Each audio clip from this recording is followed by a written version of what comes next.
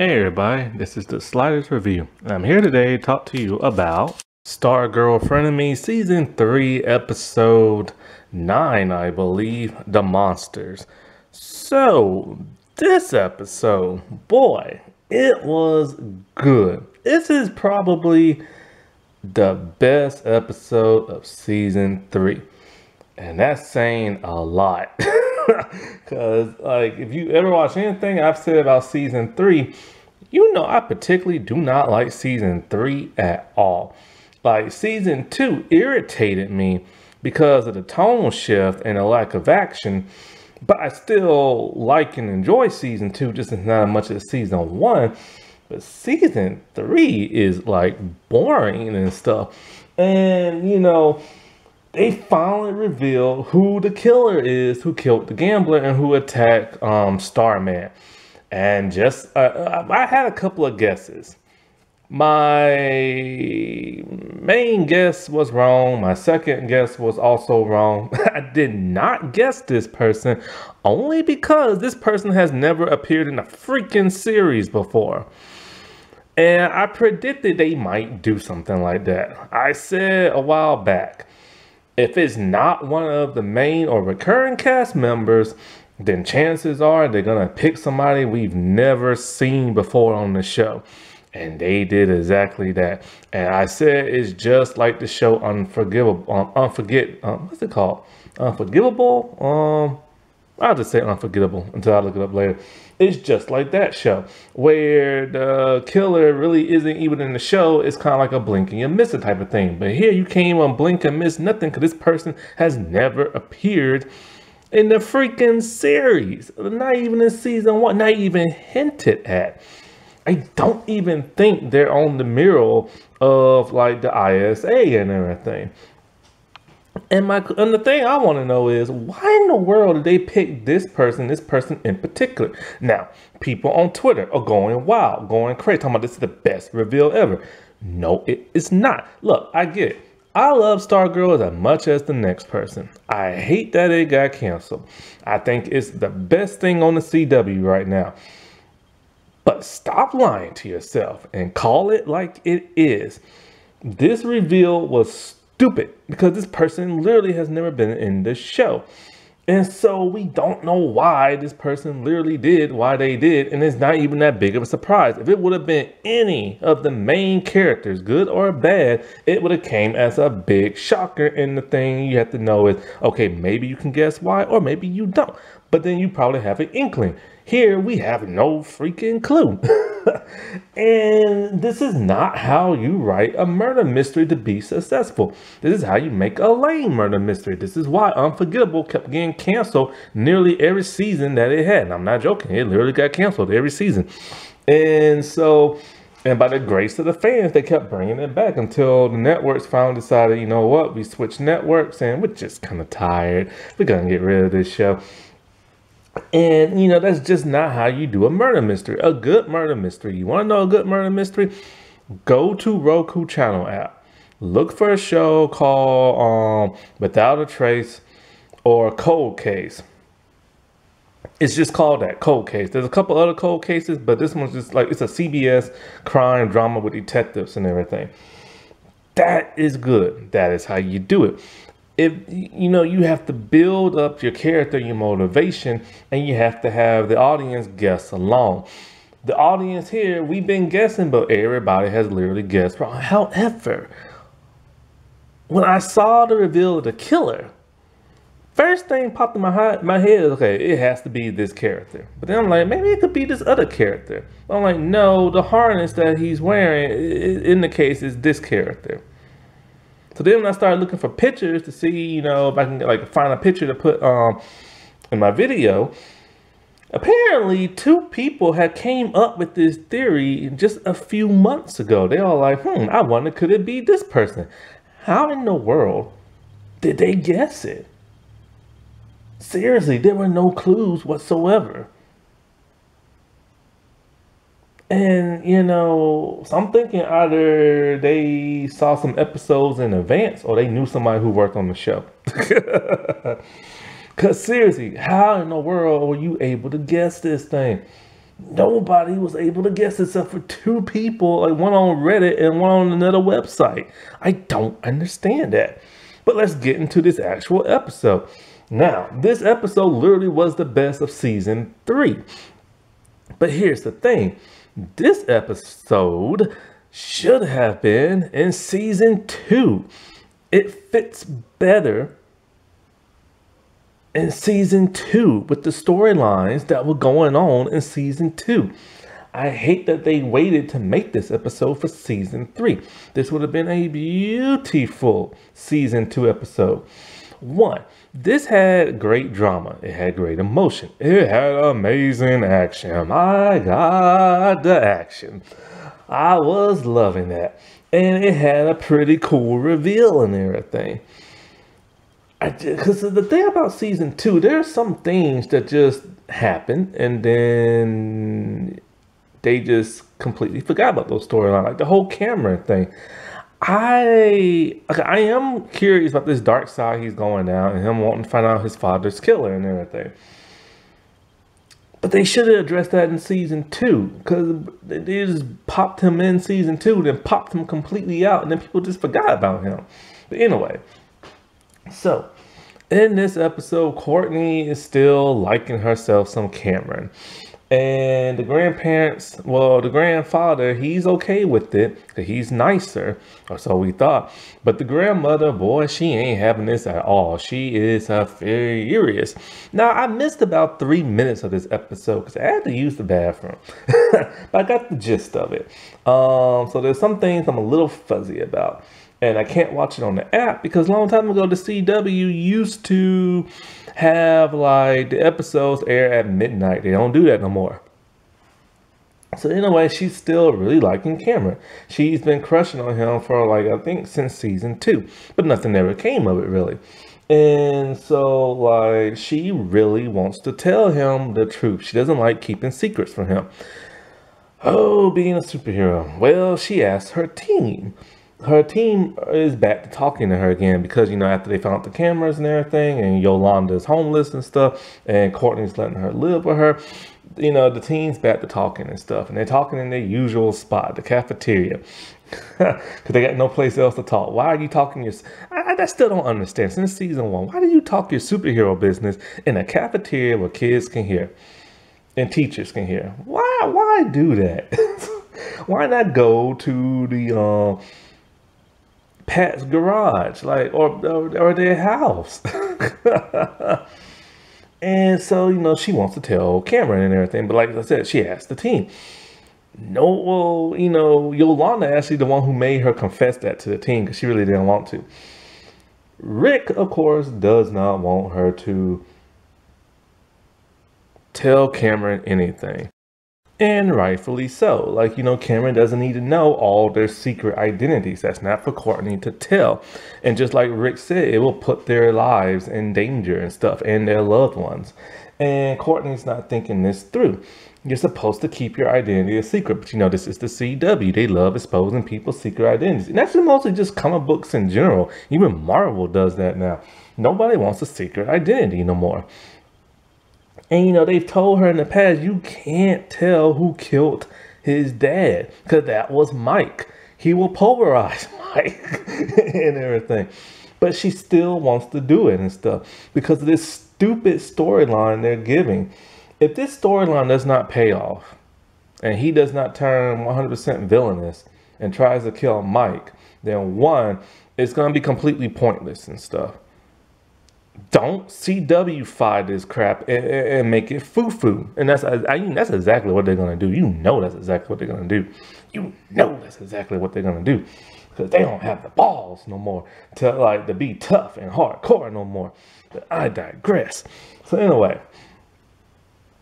So Rick's all like, hey, whatever, fine. You tell him and everything, but, you know, don't make me tell you I told you so, but I got your back. And he gives a nice little speech about how, you know, he loves them. That's his family now. And, you know, and that was nice and touching. So they all agree. But they really didn't have a choice because both the girls in the group kind of like, you know, they was with Courtney on this and he was going to be voted out no matter what. Well, speaking of Mike and everything, let's get to Pat. Pat is still woe is me about the last episode. I still refuse to watch that episode because it just looks like a foo-foo CW Arrowverse type show. And I don't want to hear nothing foo-foo and everything, because that's one thing I loved about Stargirl in season 1. There was no foo-foo-ness. But in season 2, they had some foo-foo-ness, and I don't like that. So, like, them long-winded speeches just get on my nerves. And so, but this long-winded speech was actually nice. It's something that should have been added in season 1, but it would have been nice if they would have added in season 2. What is that? It's Mike. And a long time ago, Mike used to always ask about his mom. And, you know, him and her and Pat, they had like joint custody. Well, one day a cop shows up with teeny tiny Mike. And the mom, he was like in a shelter or something like that, because the mom was on drugs and everything. So he got full custody, and Mike kept asking about his mom until, you know, Pat kept telling him, you're not visiting your mom, blah, blah, blah. And then Mike just stopped asking. So Pat's been holding this guilt to him for a long time.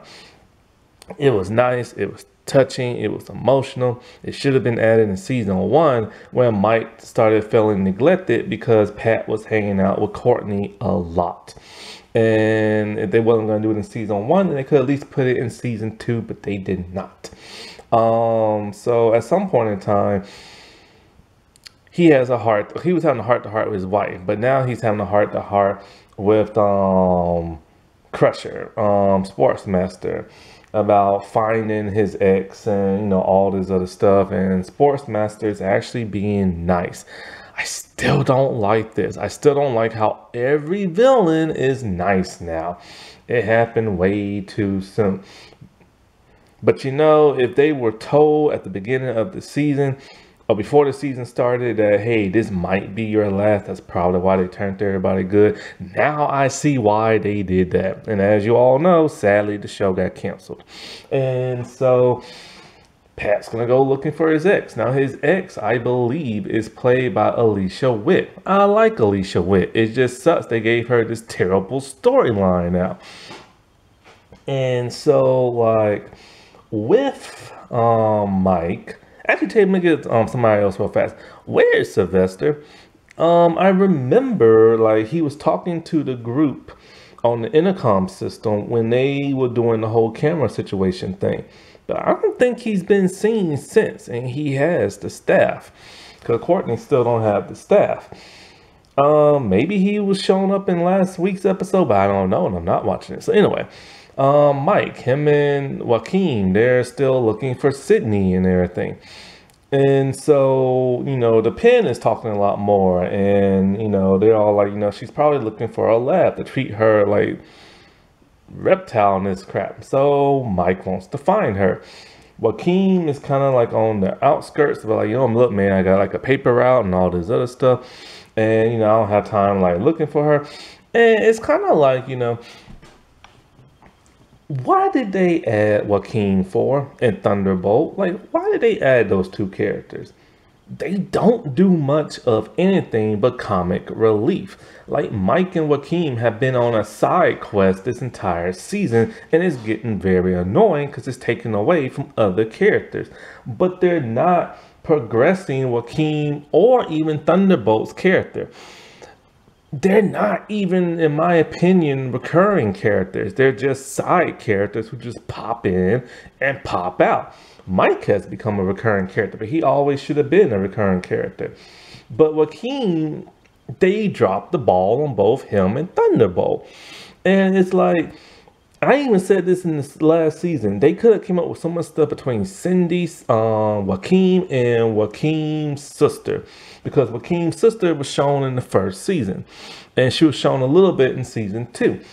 They could have done so much with that and Mike and that of Courtney, but they dropped the ball because people just didn't care about the writing anymore. And so now they're going to look for Sydney. And Thunderbolt even says, hey, man, you know, you're only doing this because you got a crush on her and stuff. And it's like, the actor who plays Joaquin, I saw him in Malibu Rescue. He's really hilarious in that. But he deserves so much better than this show. They dropped the ball on him big time. Like in season 2, he was like the male version of Beth. And it's kind of like we all know why he was added to the show, because in the comics he's black, and in the show the CW loves diversity. And like I said last season, if you're gonna add a diverse character, actually give them something to do, and they have to give him literally nothing to do, and that just pisses me off. It's kind of like, how would you feel if you get to be a part of one of the coolest shows in a superhero show, and they don't do nothing with you, and then you have to share your entire like screen time with another character? You know what I'm saying? It's just kind of like, why can't Joaquin do something on his own and use the powers for something he wants to do and try to help the team out? He doesn't even interact with the team. He's not even part of the JSA, in my opinion. Like, how often have you ever seen them interact with him? It's just a waste of a character and time. And so they break into her locker and they find, like, you know, her lab list. And Thunderbolt is really, really, really against this. So they go on the one that's circled. It's a farm. I'll get into that a little bit later. So, okay, where are we at now? The grandparents icicle, I'll call them that. The art teacher dude, that Cameron, you know, is from the high school. He shows up to talk to the grandparents. He's concerned about Cameron, and the grandmother is just furious, especially when he brings up her son, the dad. So she kills him outright and everything with her ice power. This woman is truly evil. And I'm just kind of like, oh, is she the main villain this season? Because this season really doesn't have a main villain. How you going to have a superhero show where there's really no main villain, and the one you tease from last season, Mr. Bones, is the good guy, and we don't even know who the main murderer person is until we do at the end. And so, like, at some point, Courtney goes over to, like, Cameron to tell him everything. And this is the part I missed because I was in the bathroom. But when I got out, the trio's all, like, they found out where the signal of, like, the cameras came from. It came from Cameron's place. So they suit up and they head there. And Rick, of course, is pissed. And he busts open the door. And it's on. Courtney's kind of like, what the heck is going on? And the grandparents are all like, oh, it's time for y'all to die. And a huge battle happens. Wildcat tells Dr. Midnight, you know, sit back because fighting is not your thing. Oh, wait, let me get into the mom. I think Paula's her name. She was teaching Courtney's mom how to fight. And she's all like, this isn't really my thing. And thanks for being such a good friend. And Paula's just all like, wow, you know, nobody's ever called me their friend before. And she's like, I don't believe that. Like, really? Like, you were never friends with the ISA? Like, you know, y'all were buddies and stuff like that. But I guess not. And I still hate how the villains are turning good. But anyway, back to the action. And my God, it's some good action. I was surprised they let a bunch of teenagers fight a bunch of old people on the show. But the grandma's holding her own, throwing out ice blasts, getting shoved up against the wall, hit, smacked a little bit. Yolanda is really kind of like, you know, not really sure how to handle this woman. Because, you know, she has ice power. And one of the things she keeps doing to Yolanda is she keeps trying to make her slip and everything. That's so funny. And so then Beth comes in, and the grandpa turns out he has ice power. So he's fighting Beth. And then the most shocking thing happened that should have been added in season 2. Beth is trying to dodge like ice blast, scared as she is, you know what I'm saying?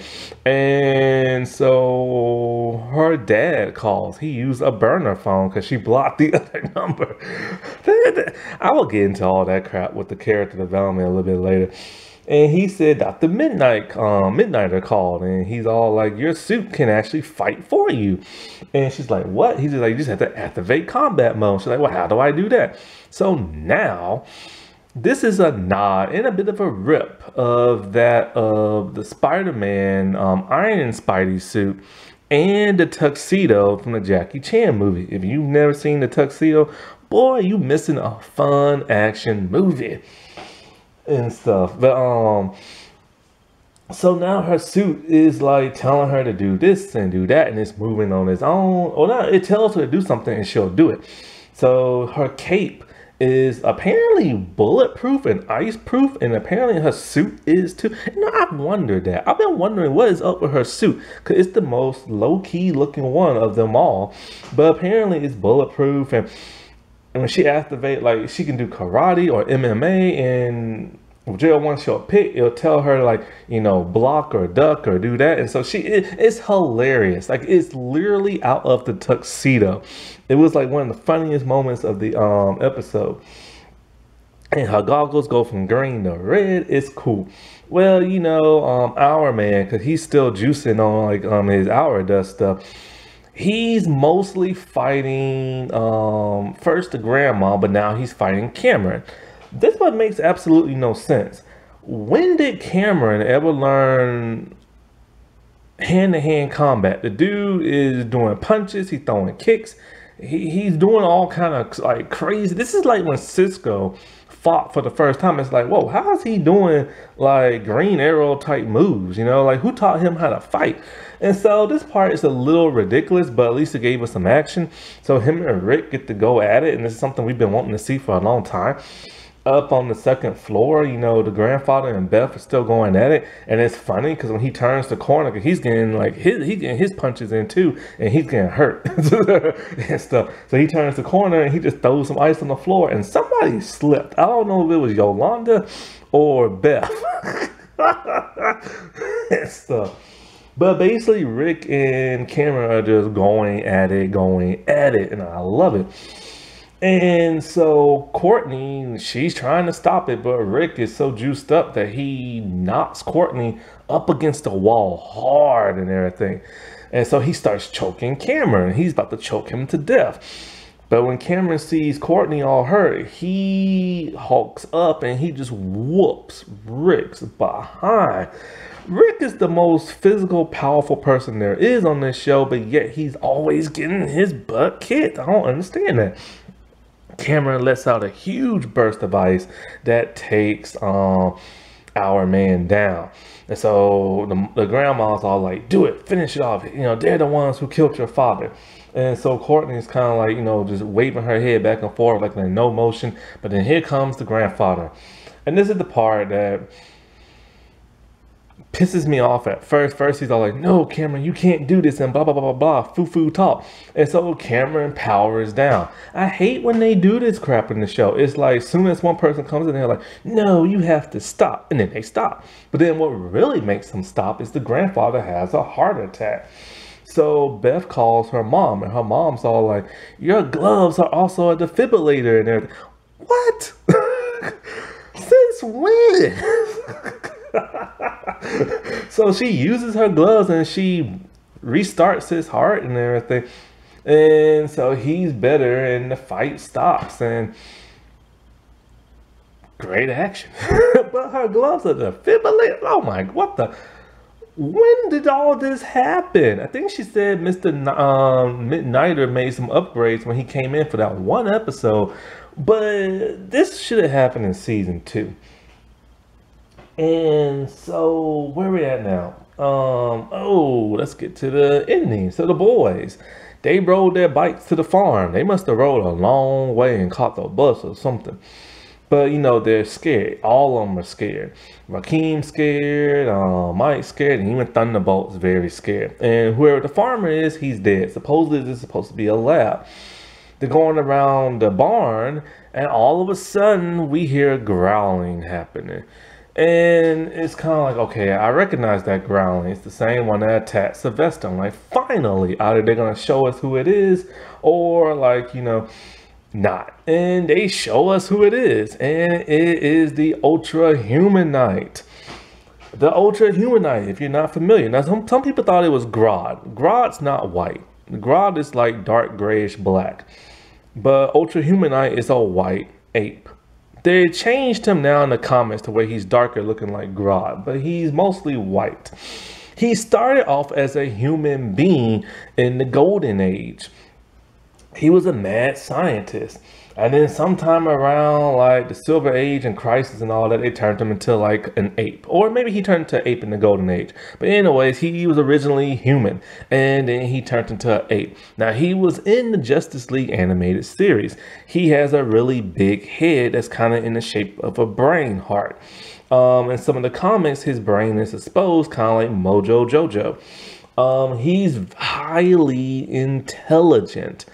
And in the Justice League comic, he loves money and he talks like an intelligent type person. However, in the show, they got him talking like a regular angry gorilla, you know what I'm saying? So that's why people thought he was Grodd.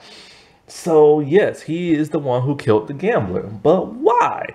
Why did he attack Sylvester? Now, he did say in his ape voice, "I'm gonna kill you all." Why does he want to kill everybody? What did they cook up for this season when it comes to the Ultra-Humanite? And a lot of people was going crazy on Twitter because, you know, this is the first time they ever gonna see it. Like in the comments, he is the first super villain in DC Comics. The first person he's Superman's villain, actually. He was the first villain Superman ever went up against. So yeah, a lot of people are happy for this, but it would have made more sense for him to appear on Superman and Lois. But they don't want to do that because they want to focus on like an entire story arc and everything. But he should have been Superman's villain and not Stargirl. Stargirl has her own rogues gallery. Take out one of her rogues and put it in this show. Don't give her Superman's villain. I hate when they do that crap. But here's the question. Why in the world did he kill the gambler? Why does he want to kill everybody else? Why has he never been shown until now? So this defeats the whole purpose of a murder mystery. When you have a show that has an entire main cast and recurring cast, and you're doing the whole murder mystery for a story arc, it's best if one of the killers is one of the main or recurring characters that everybody know, love, or already hate that we have seen before. This defeats the purpose. Now it opens up a whole nother thing of can of worms. And, you know, so the part I missed in the episode, I still don't know who put the puzzle together amidst the bones. Was it the grandparents? Was the grandparents really spying on, like, you know, the team? Which would make sense because they've been, the grandmother's been wanting to kill them and everything, you know? So it makes sense that she would spy on them. And so, like, you know, because I remember, because see, since I don't review this show no more, when that person punched the television screen, the monitor, I noticed there was like white dust coming from like inside the camera. And I'm all like, wait, is that ice? Could that be Cameron? Could that be his grandparents? I'm like, maybe that's just dust. Well, if they were truly the ones spying, then yeah, that was ice that we saw coming from there and stuff. Like, you know, like the fog type stuff from it. And so in the next week episode, Cameron asks Courtney and everything, which one of y'all killed my father? And so eventually he's going to find out it's Mike. What they need to do is go hardcore and have him want to murder Mike. But you know they're going to go the foo-foo route and everything. Because everybody's got to be nice all of a sudden. But, you know, like I said before, this was truly the best episode of the entire season. And that is saying much. This season has been so boring and everything. And I hate saying that because I really do love this show. Oh, I completely forgot. Artemis finally appeared again.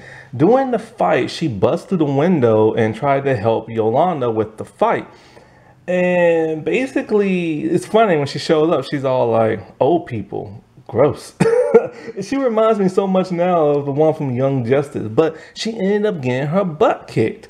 And it's just like she appeared out of nowhere. And the question is, where the heck has she been? She hasn't been shown since the first episode, I think. Like, where has she been? Her parents have been shown in every episode, but she's been like MIA and crap. And this is what I'm talking about, like when they just pop characters in and pop them completely out, they disappear for long periods in time. this show has a pacing issue when it comes to certain characters. Alrighty, well, I'll talk to y'all later. Bye.